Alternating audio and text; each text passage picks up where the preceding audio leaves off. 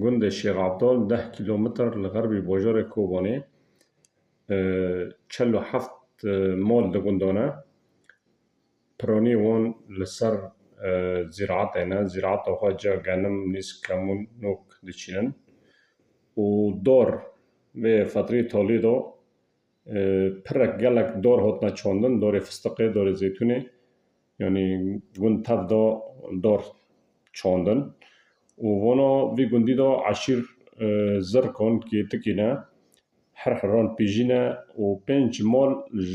ji van malbatana Neîmî ne.